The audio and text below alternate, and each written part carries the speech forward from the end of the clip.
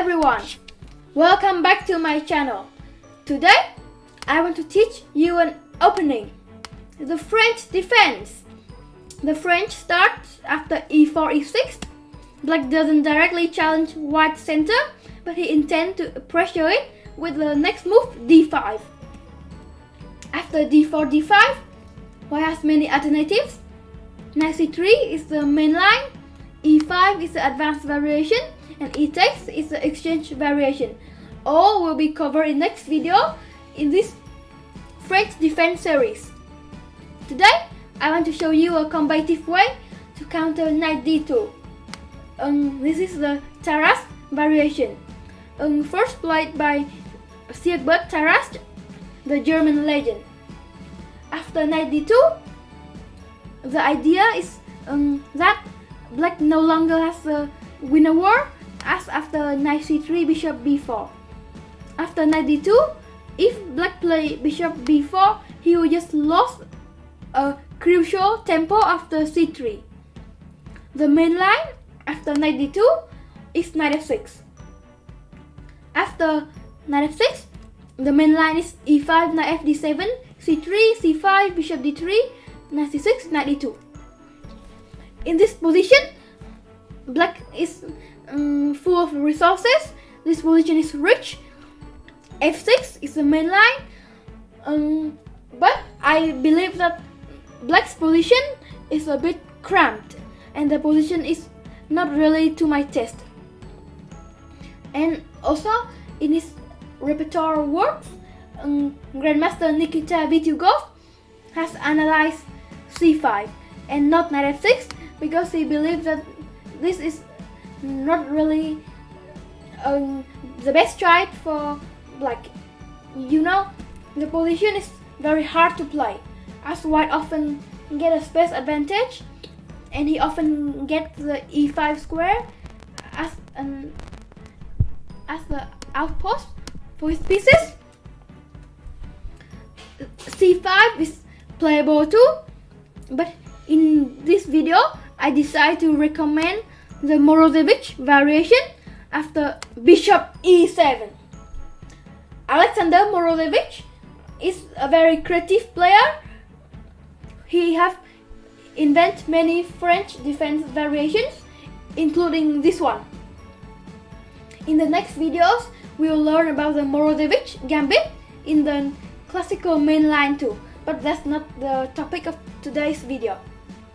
With bishop e7, black's idea is to wait and see what will white do next, as knight d2, even though it protects the e4 pawn, it hinders white's development, especially the c1 bishop.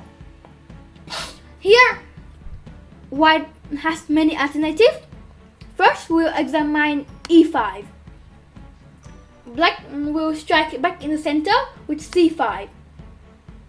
If white tries to fortify the center, c3 will add more heat to the fire with knight c6.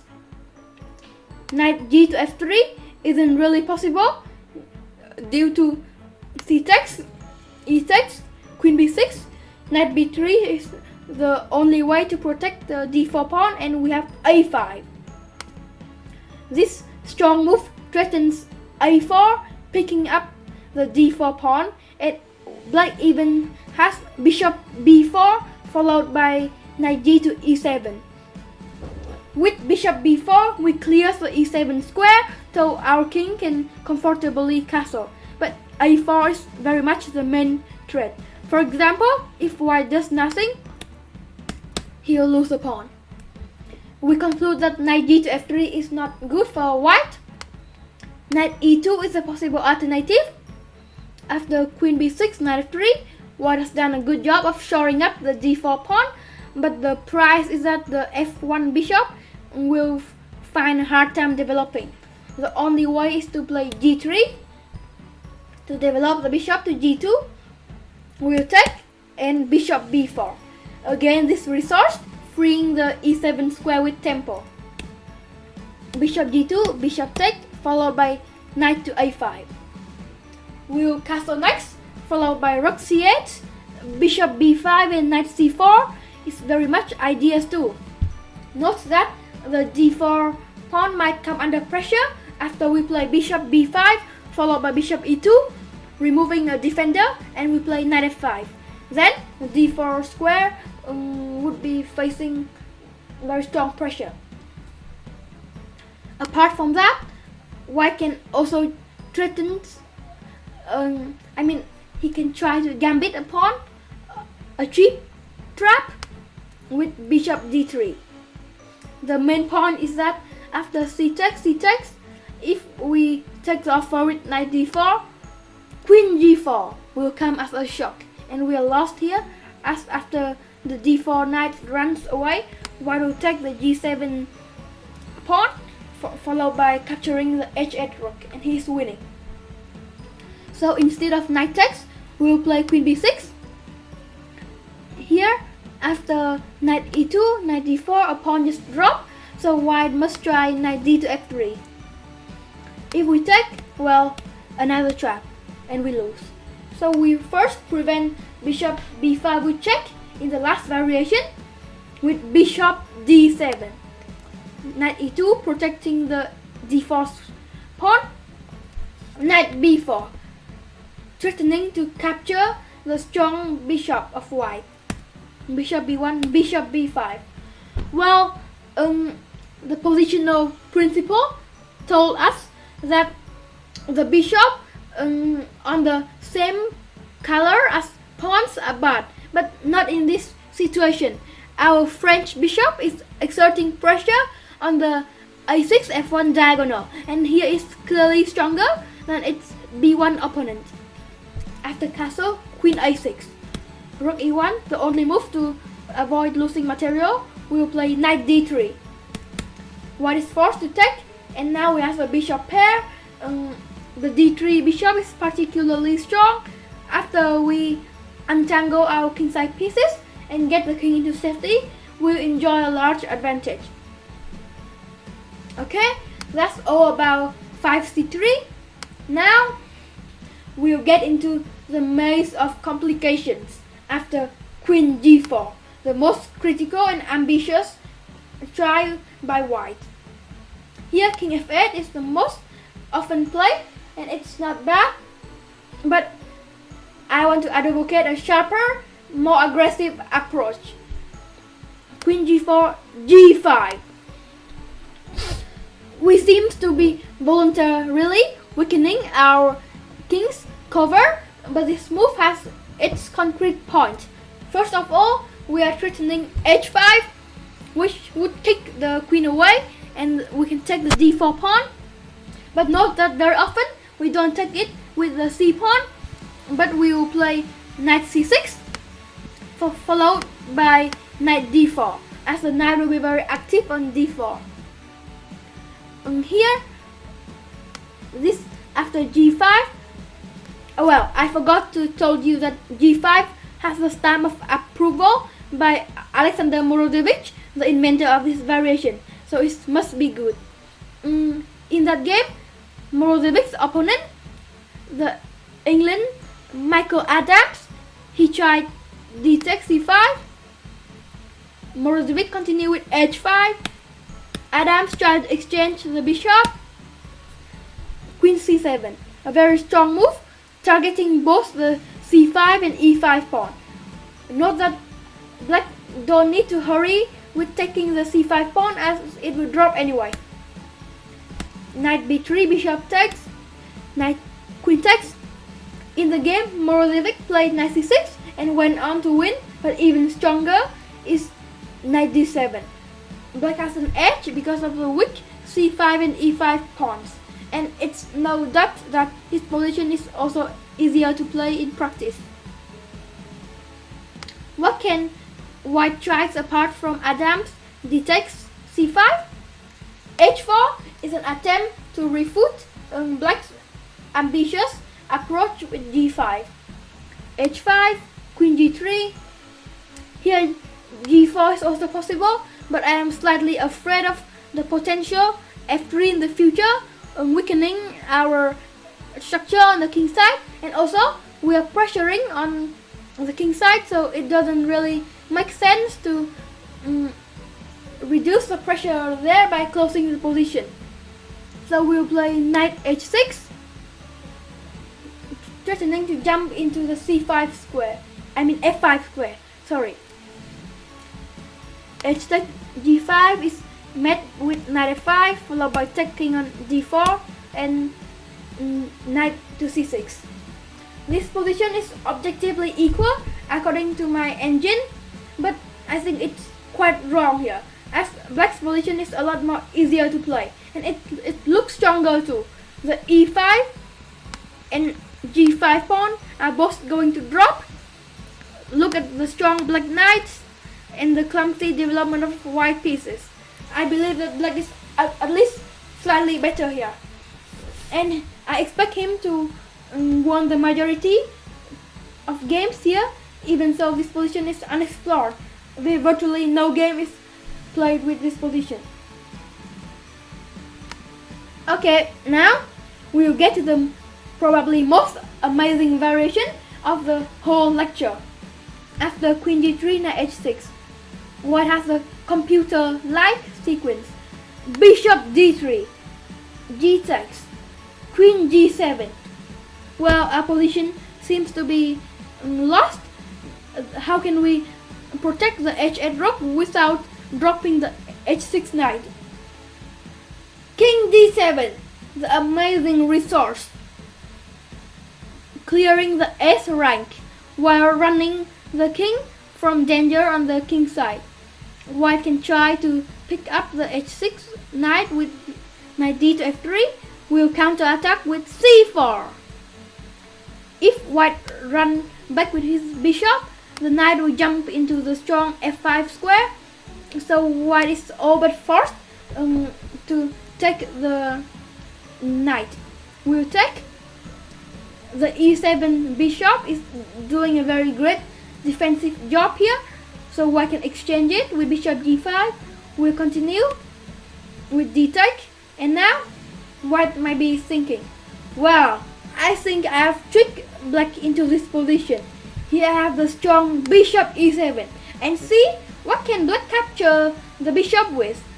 Obviously this loses a pawn, and obviously this loses a rook, so I'm better in this position, white might think.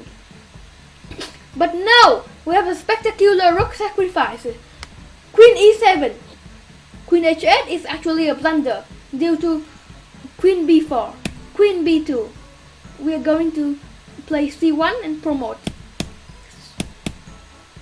We are completely winning here, especially after king e2, b6. Checkmate is going to follow.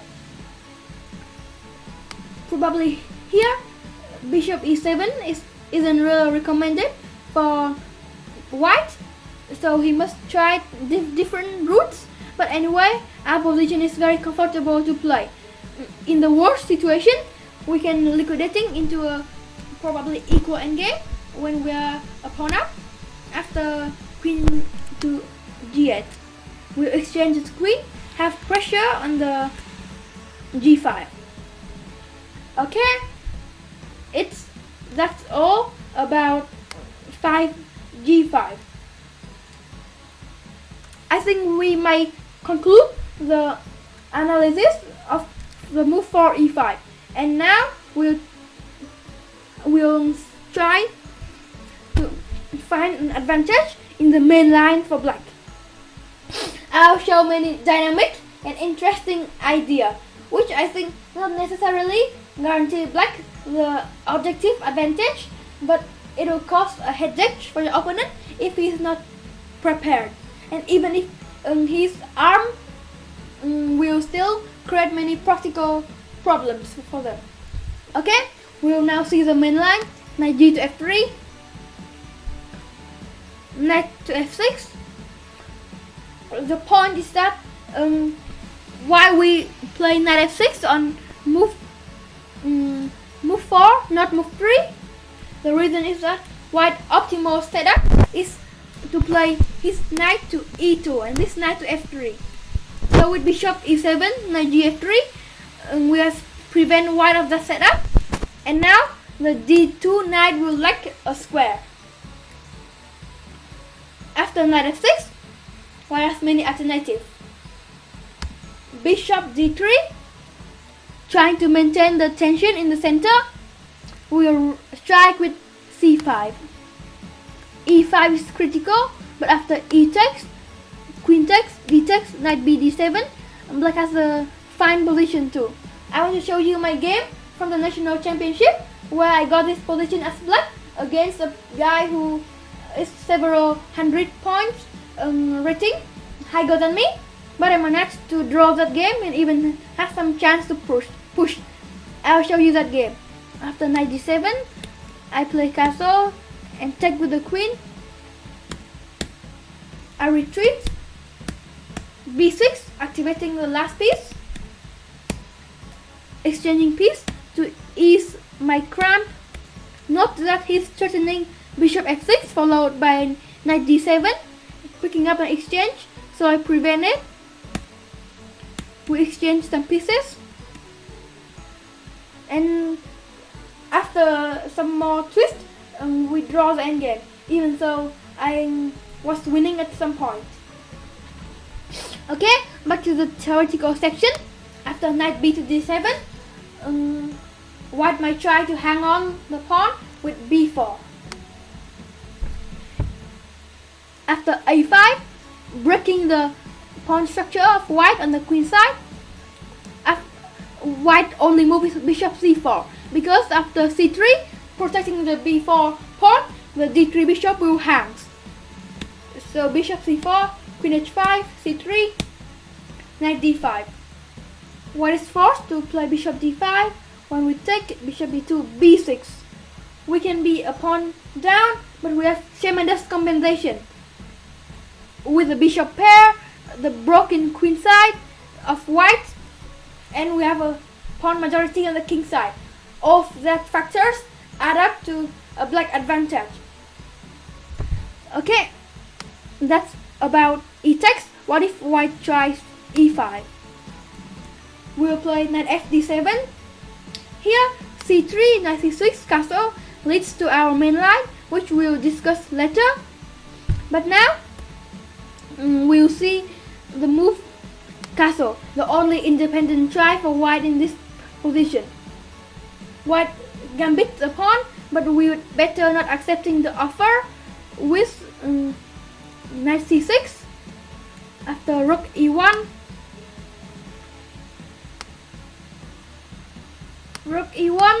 simply hang a pawn, and we can take the offer or not. We can even play c4. After bishop f1, b5, leading to an opposite side attack, but I don't really like this, as it seems that the target of white's attack, the king, is seemingly bigger than our queenside attack. But this perfectly playable too. But I decide to recommend c takes, taking the pawn, but we are not trying to gain a pawn, but we will return it and activating our pieces. After knight b3, queen b6, a4, a5, bishop f4, knight c5. You see, we are still a pawn up. In case white regain the pawn, okay, we accept it. Knight d3, queen d3, bishop d7. We have a bishop pair, an open c file. Our king is safe, and yeah, the position is close to equal here. But if anyone has chance, it must be black. Okay, that's about bishop d3. Now it's the main line of the whole Tarrasch variation. Knight f6, e5. White advance in the center and gain space. We'll retreat. c3. White push with black push with c5, followed by knight c6 to gain pressure in the center, especially the d4 pawn.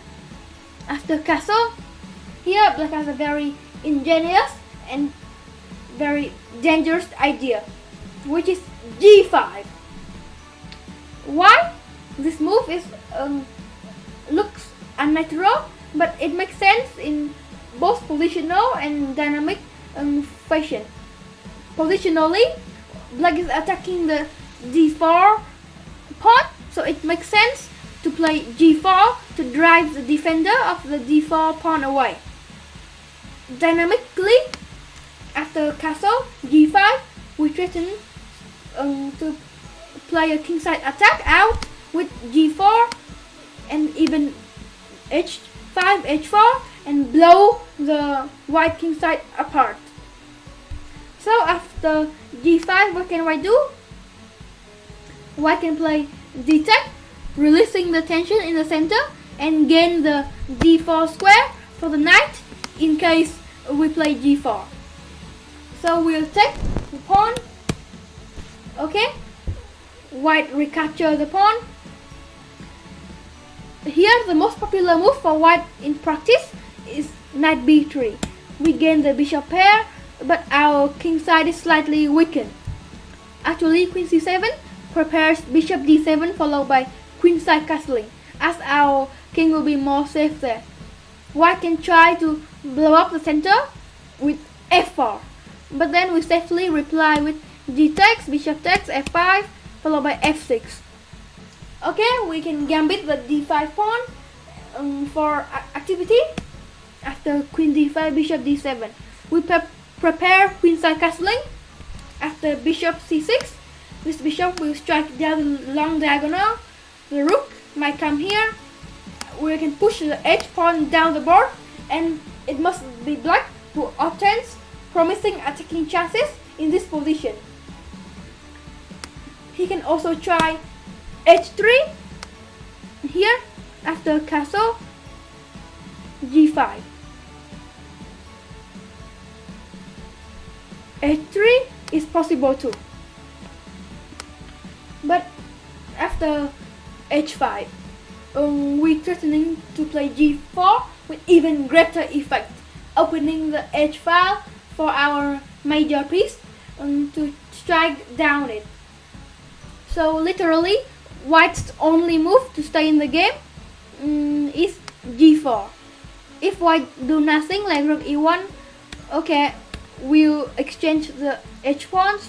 g3, breaking the structure before taking the d4 pawn with a decisive advantage. Why? Because we have gained the whole center. The g and h file is ripped open. Well, it's enough. g4 is the only move. We'll play h takes, queen b6, adding pressure to the d4 pawn. And here, if white tries to hang on the d4 pawn with queen a4, we'll reply with c takes followed by the novelty, the unplayed novelty, very dangerous, f5. f5, we open up the king side. After g takes, we play g4 with a decisive advantage. After f6, g takes.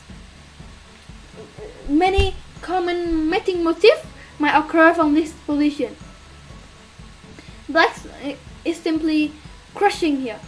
g takes is not to be recommended, but not e takes either, as it fails to knight f6, and black is still very much better, as the g4 pawn would drop soon in the future. The d4 pawn isn't very strong either, and black has very strong pressure everywhere, on the queen side, on the center, and on the king side. Okay, that finished our coverage of the Morozevich variation in the Tarrasch. It's a very dynamic and exciting variation, as you have seen. I'll try to choose some aggressive variation like this in other videos in this French defense series. If you like the video, please subscribe to support me in this journey of the YouTube channel. I would appreciate your support to make my video better day by day for the deserved chess community. If I've done something not well, you can tell me, and I would appreciate your feedback about my channel to improve the quality of my video. I'll continue with my French defense series, tackling other major variations, so stay tuned. Thank you for watching my video, and bye bye everyone.